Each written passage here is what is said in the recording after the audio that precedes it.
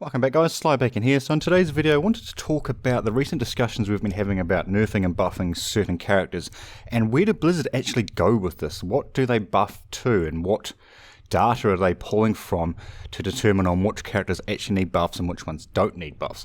So if you look at StarCraft 2 as an example, they're going to be predominantly buffing and nerfing around competitive play, which is fair enough. That's the top level, that's their like showcase if you will, so they kind of need that to be as balanced as possible. So I've pulled up a bit of data here from Planet Overwatch, and you can see it on the screen yourself, about which characters are used a lot and which characters are not used a lot. Now, in plain speaking, plain thinking, you would think that the characters at the top are maybe a bit overpowered and the characters more towards the bottom are a bit underpowered. And if you look right down the bottom there, you see Mei, Hanzo, Torbjorn, and Zenyatta, and you'd think, well, does Mei need a buff? Does Hanzo need a buff?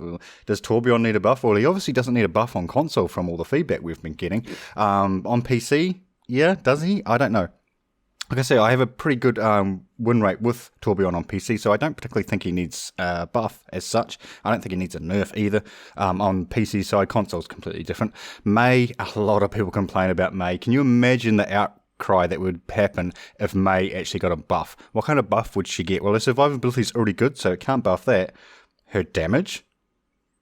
Can you imagine? Can you imagine the people, how they're complaining would happen? Oh my god, Mei just got a 20% damage buff. Holy crap, can you imagine it? She's probably one of the most talked about characters that actually needs a nerf. Now, if you look at the competitive usage of her, she's not used at all. And is that because she's not very good in a team environment? So how do you increase her team contribution? No idea at all.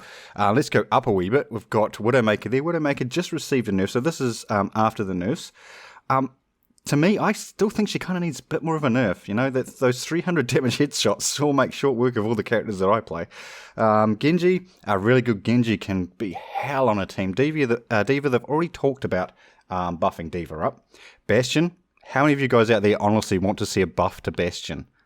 Nobody. That's right, nobody. So then if you don't want to buff those characters, does that mean you have to nerf the other characters? So let's not look at tier C because that's officially balanced. Let's look at tier B and tier A. Mercy, can you buff Mercy? The only thing you could do is obviously reduce how much healing she does, which would not be a good thing. It's kind of like the whole point of Mercy. So I think nobody really complains about Mercy at all. B, Lucio, yeah, I mean Lucio's good. Reinhardt, does Reinhardt need a nerf? Does that shield need to be nerfed? Don't know. Reaper's very powerful. McCree is still really powerful. I don't think they went far enough with that nerf, unfortunately. Soldier 76 and Pharah, I don't know. Do they need nerfs? If not, if they don't need nerfs, then the guys down the bottom need buffs. One of the two things need to happen. We kind of want to see as close to possible in everybody into like that tier C, right? That's exactly where we want everybody to be. Into a balance, although do we? Is that what we want? Do we want every single class to be balanced? No, I don't really care. I'm an old Team Fortress Classic player. Are those classes across the board balanced? Hell no. 1v1, certain classes had a huge advantage against each other. But this isn't a 1v1 game, so how do you buff a character to be more useful for a team without actually buffing the individual character itself to be overpowered in one-on-one situations? And do Blizzard care about one-on-one situations? I'm going to say they don't. But if that's the case, why is McCree so powerful? Why is Reaper so powerful in one-on-one situations? Why aren't they more powerful in team situations? Right guys, I don't really have any answers for you. It was more just questions about whether Blizzard is going to be buffing around competitive play or solo-based play or public play, if you want to call it that.